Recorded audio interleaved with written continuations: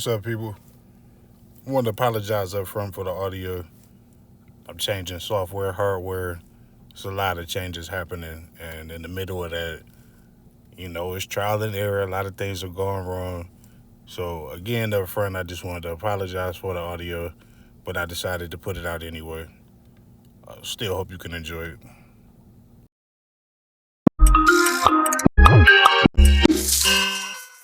So good morning, good afternoon, good evening, everybody, wherever you are. Where y'all been at, man? I'm just playing. I know I've been gone for a minute, but I guess we'll get to that later.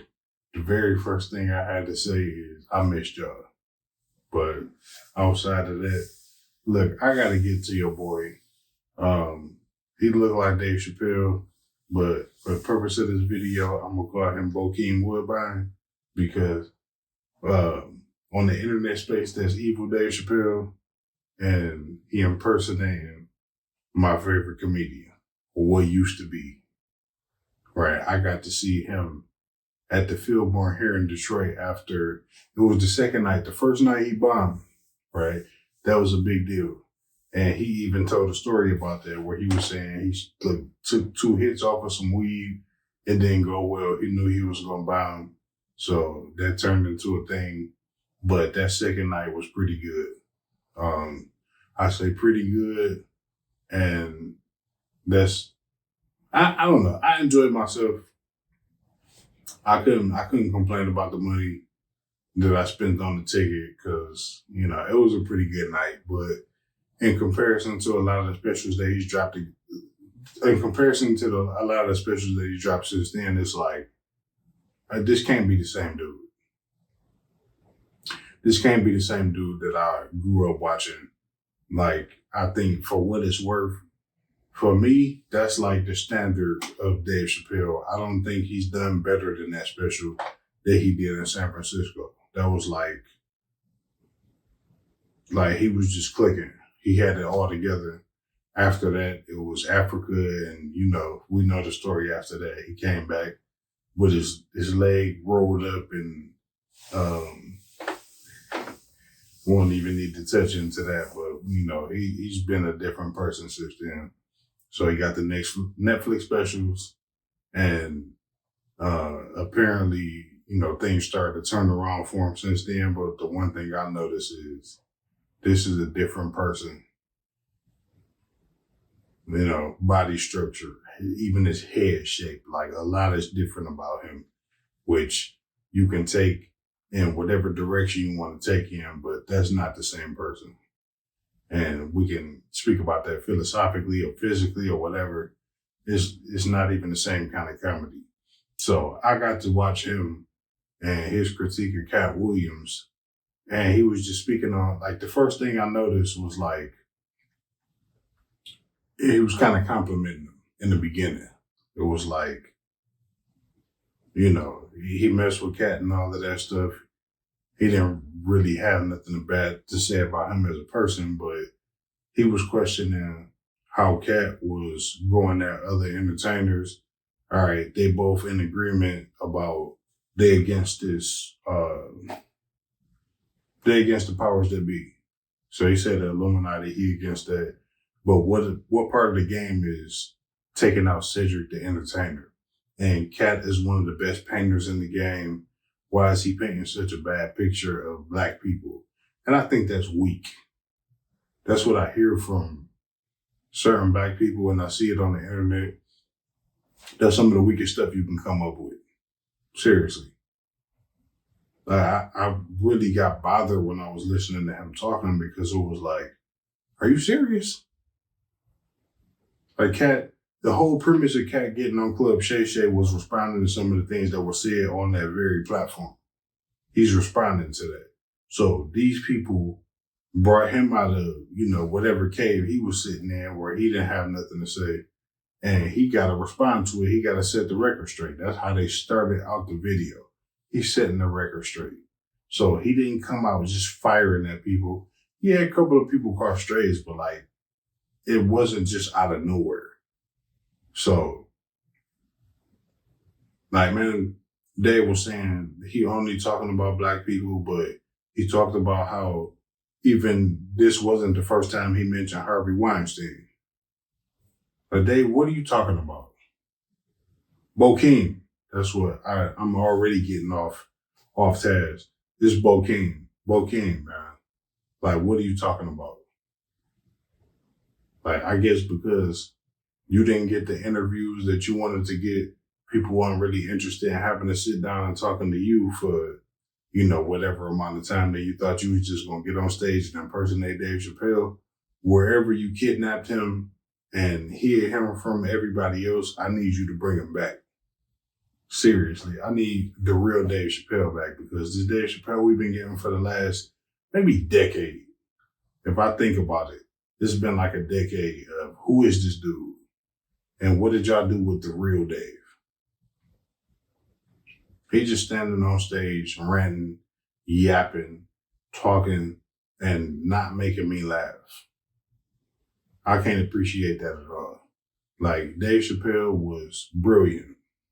Dave Chappelle was insightful. Dave Chappelle brought a point of view that you didn't even see coming. Like, that was the thing I loved about him. He had punchlines that you weren't even ready for because you didn't see it coming. You didn't know how he was building up the joke. You didn't know where it was coming from. And I guess I'll shoot him some bail and say that maybe because I've been listening to him for so long, I could see it coming. But like, the whole highlight of his last special was like controversial, which has really been his thing. He's been like on some Howard Stern stuff. Like, it's just controversy. He just like taking a jab at people. And like the trans jokes, like, we're over that. It's not just me. I see it's other people. We're like, man, you just going to beat a dead horse. Like, this is what you're doing now. This is what you're reducing your comedy to. That's why I say, like, the real Dave was brilliant. This stuff is not. I saw that joke coming a mile away. I watched him paint it. I knew what he was painting before he was done with the picture, which I've never been able to say about Dave Chappelle up until now. So, Bokeem, you got to cut it out. I see you. I see what you're doing. I don't appreciate it at all. He's saying what part of the game they both against the Illuminati or the powers that be. What part of the game is taking out Cedric the Entertainer? Well, Cedric, according to Katt, Cedric lied. And we saw the side by side. We saw the jokes. It's clear that he took that joke from Katt. And originally he messed up the timeline, but they got it straight where he cleared it up. That's a Katt Williams kind of joke. I've been watching Katt Williams forever. So even when I saw the joke, I thought about it like, this is the kind of joke that Katt Williams does. You can't name another Cedric joke that's even akin to that. Where did he get it from? This thing about taking food off of other people's plates or taking money out of other people's pockets. Like, man, when did we come so averse to the truth? He's just speaking the truth. And if you got people coming for him, like, he don't have the right to defend himself. The thing that got me was like, if I told my story, it would break your heart. Man, if I told my story, it'd break your heart. If I told my neighbor's story, it'd break your heart. That's all of us. Everybody can play victim. All this man doing is defending his own name. So cut it out, man. I don't respect it. And if you riding with that, then I don't respect you, because I can't ride with it. You talking about grown men and somebody don't get to defend his honor because you're talking about he only went after black people. What are you talking about? And then the longer I listened to him, like, he did make mention of the interview dropped the same day as his special. And that's when I went, oh, okay. As far as I'm concerned, you just told me exactly what the problem was. Because your whole thing is like shock jock now. You making these inflammatory comments. So that was a big part of, if it wasn't for Katt Williams' interview, we would have probably been talking more about Dave Chappelle's special and how he was talking about trans jokes again. Because here we go again with the trans jokes. Like, you just beating a dead horse to death.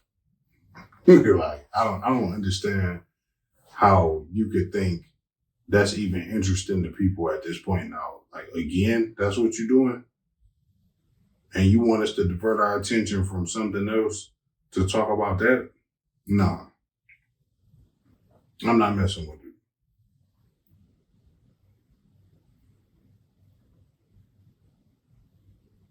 You can't blame Katt for dropping that interview because he wasn't in control of that. That was Shannon and his people. That's his production team.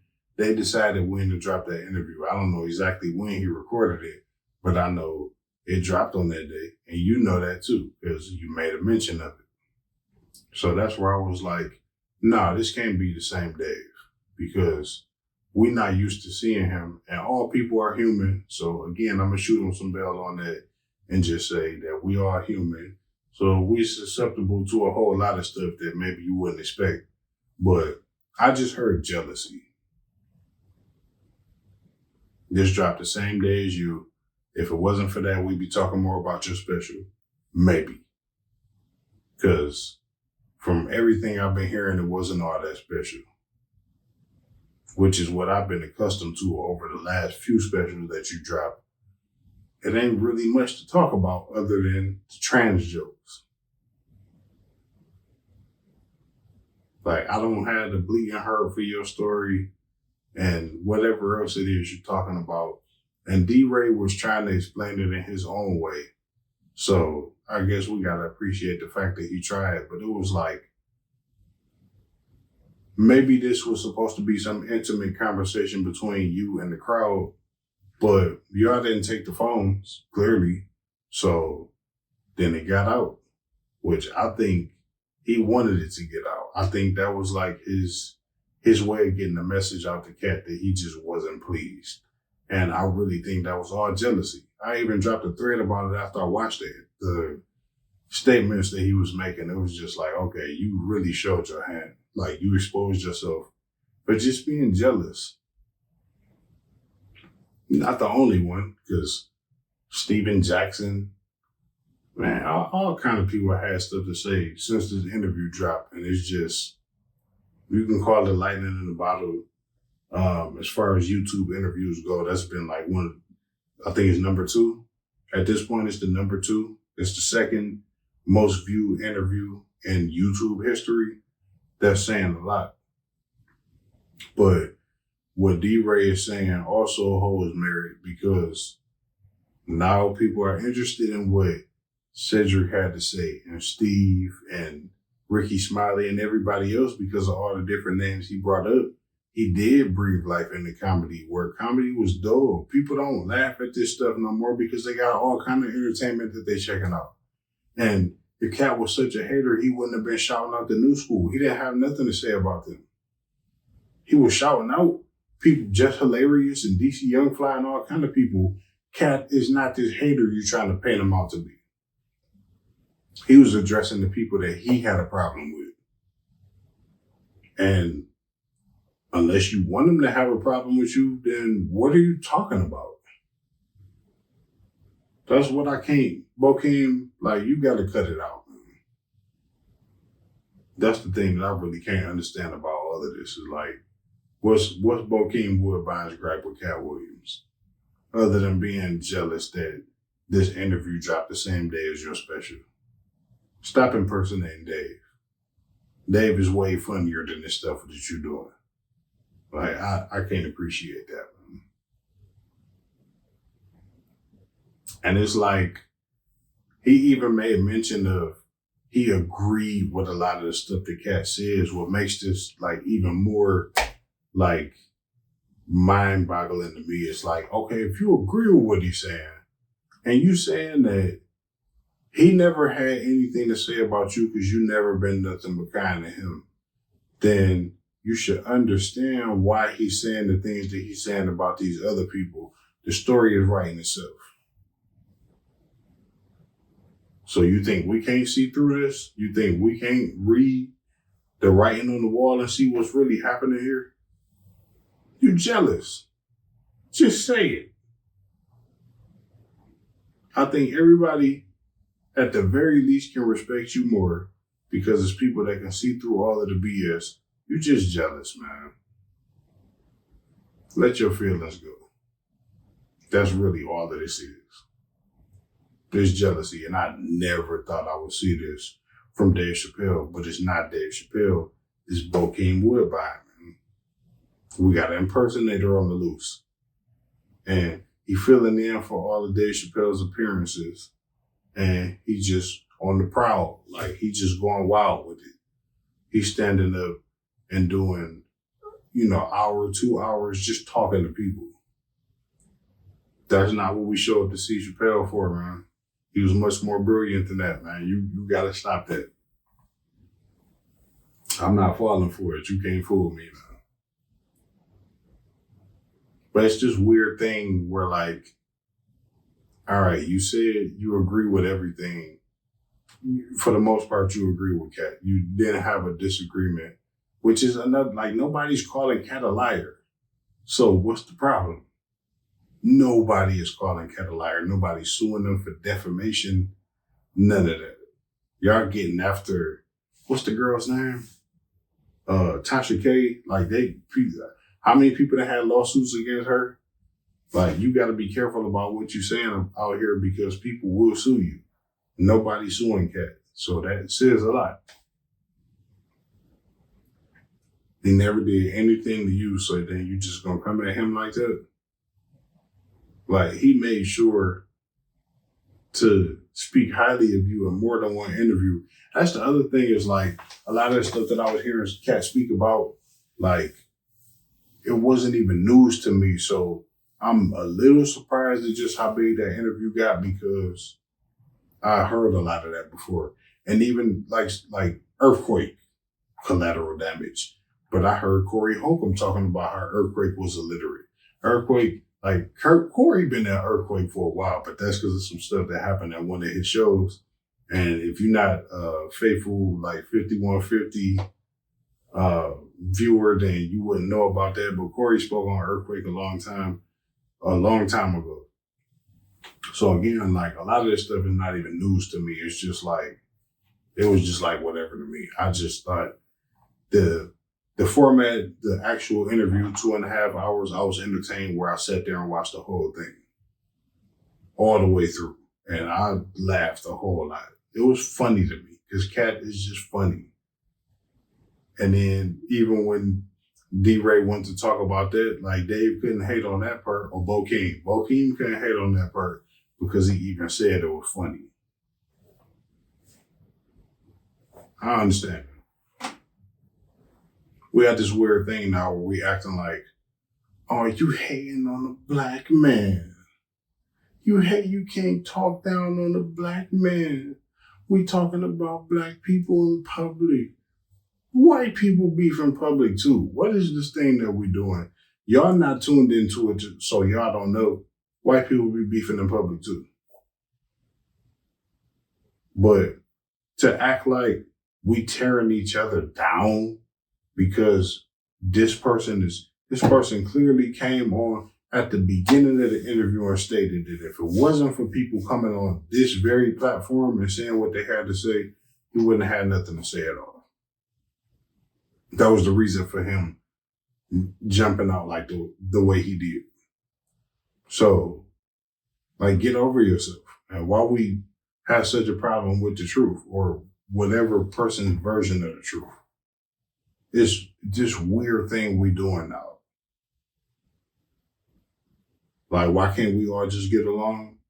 Because we don't. You get along with everybody at your job. You get along with everybody in your family. Really, that's the game we're going to play. That's what's bothering me. It's like, whenever we're in a situation where we holding people accountable, then people act like it's hate. No, man, we just holding your feet to the fire. Stand on it.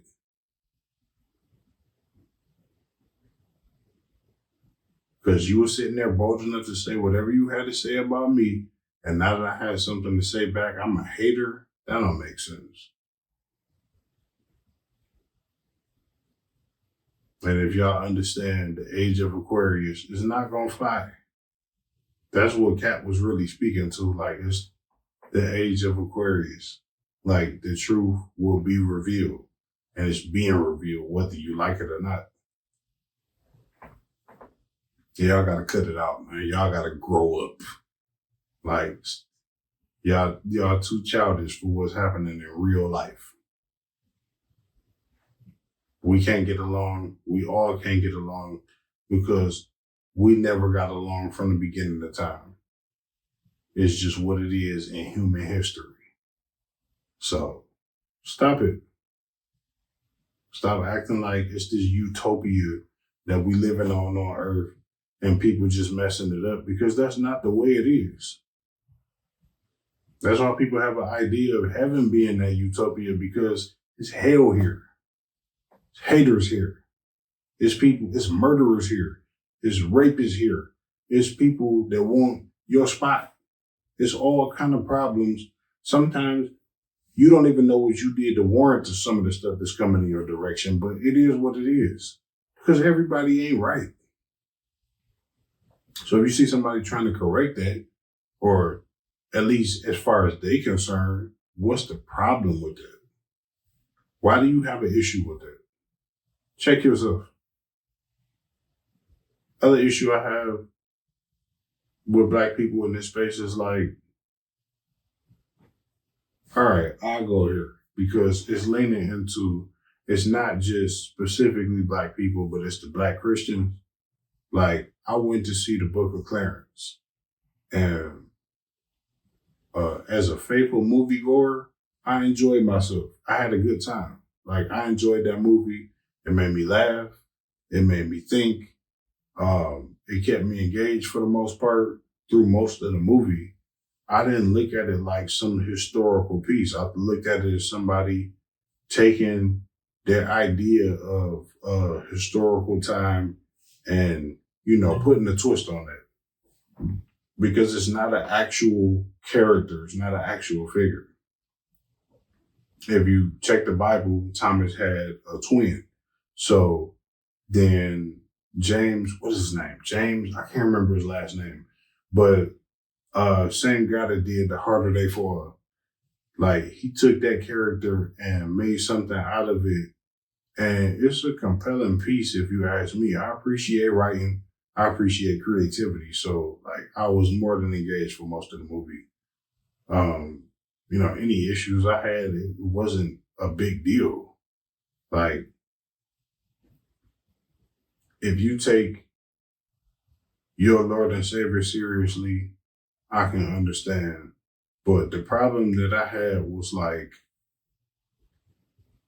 YouTube, Christian YouTube, all of the reviewers, all of the critics, they gave more publicity to this movie than even the production studio did. And it was all negative. It was all about blasphemy. And for the most part, from what I saw, it was people that didn't even watch the movie. How do you have a critique on a movie you didn't even see? How is that possible? You took one or two at the most trailers that you watched and you decided this was a blasphemous film and, this is a problem and this and that. And I'm just like, man, this is so ridiculous. Like, how do y'all get away with this? And how do y'all get people to actually sit down and give credence to the review that you're doing when you didn't watch the film? You don't know. You don't know. I try to do this without giving spoilers. It's a character arc. It's a person that starts at a certain point, and by the end of the movie, it's something different. But you can't get there when you sit there and watch a trailer and decide. I can watch a trailer and say, I'm not interested in that movie. But what I can't do is give a review on it. What I can't do is recommend or not recommend a movie to, look, y'all don't need to see this because this is blasphemous. How do you know? What's the evidence you have to support that when you didn't sit down and take the time to conceptualize what you're actually watching? You didn't watch it. That makes sense to me. I don't understand that. That's why I have a problem with, like, man, this, now I'm getting to see, like I said before, like, people have this visceral reaction when it comes to Christians. This is why. Christians, this is why don't nobody like y'all.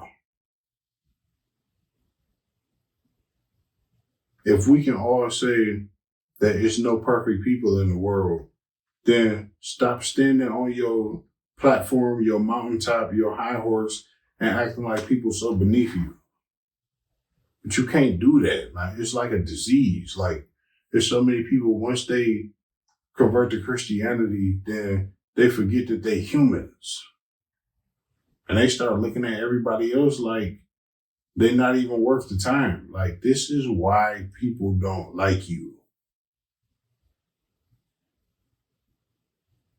Because you could take a film that you didn't even see and turn it into a 20, 30, 40-minute video of your summary of something you didn't even, you got a minute and a half at the most out of a trailer and turn that into a whole video.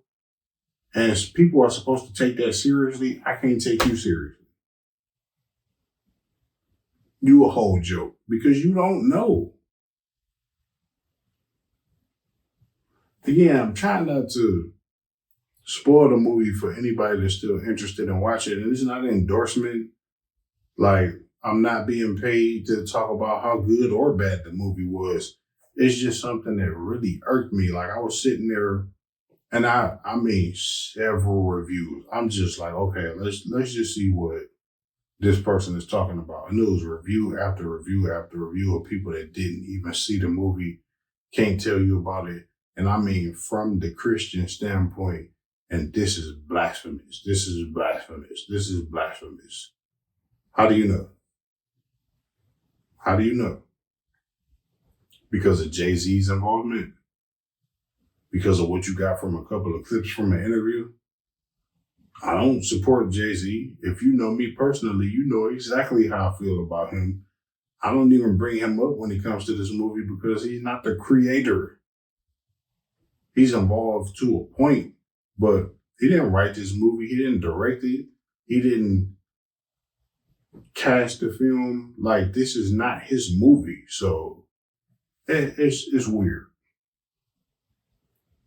I think a lot of y'all should be ashamed for leading people off the path because your creator is the ultimate judge if you believe in him the way you're supposed to. And I think if you know the book the way you're supposed to, then you can speak to Saul and Paul, which is the same person. And the way his character arc goes, if you know the story of his life, then this movie should be even more relatable to that. You should understand it on a different type of level, but you can't even open your mind up because you're so rigid and you're so closed off and closed-minded that you can't even be open to a film. This is not real life. It didn't say it was based on a true story. It didn't say it was historical. It didn't say that it was factual. It's a movie. And that bothered me so much. The more I kept watching all of these reviewers that are actually being supported by people, it's like, y'all don't think y'all false prophets leading people astray? Like, none of that is getting through to you that you actually leading people in the wrong direction because you don't even have all of the information. But you're willing to sit down with the confidence that you do. You should be ashamed of yourself. I don't like that.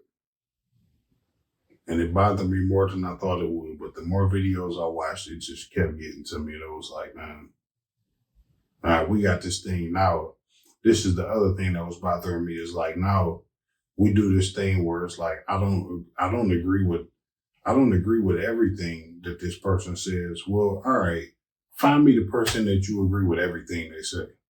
so you can bring some validity to that statement. What are you talking about? Just like nobody's perfect, there's nobody that you're going to agree with everything they say. What does that mean? What's the point of you saying that? Man, my head hurt. Before I start getting mad and cussing people out, I just want to thank y'all for tuning in. I appreciate y'all time and attention and everything else. Last couple of months has been crazy. Don't think that I haven't been recording. I've recorded several videos that just didn't go the way I wanted them to. And it's not that I held them back and didn't put them out because I didn't want to. I had one where the audio failed. I had one where the video failed, where I recorded and the file got corrupted all the way at the end. I had one where I had the audio and the video. And when I put it into my program to edit, I'm going through process and I'm all the way done with the video and get to 99% and that's an error. So it's been all kind of crazy stuff going on that just made me like take a step back. I was talking about Diddy. I was talking about TD Jakes. I was talking about TD Jakes. And then right after that, some crazy stuff came out. It's like, I don't know. I had weird timing with some of that stuff, but then at the same time, one of the videos I was recording, like my daughter was born maybe an hour and a half after I finished recording that one. So there's a lot of stuff going on. Y'all can see like, hey, welcome to Gotham. We're in a new space. Like a lot of stuff has changed. I'm not going nowhere. So y'all don't got to worry about that, but I'm glad to be back in my space. And, whether I get off, like it's been chaos around here. So, if I'm recording and y'all hear some wild sounds, I'm going to try to keep the background noise down as much as possible, but I just had to go. At a certain point, I got where I was just like, all right, I'm going to just have to record no matter what. I got to figure this out because I can't just not record. But again, like I said, it's not that I stopped recording. I've been recording. And even when it came to that, it's been all kind of wild stuff going on. So, again, if you made it all the way to this point in the video, I appreciate you for sticking with me. I appreciate you for sticking with me in general, checking out these videos, supporting me, and just watching this channel grow.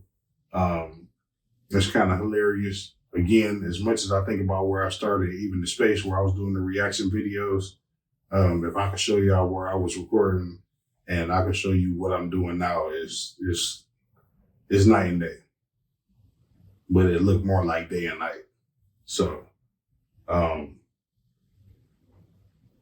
don't know. Just be on the lookout. I'm not done. I'm just getting started.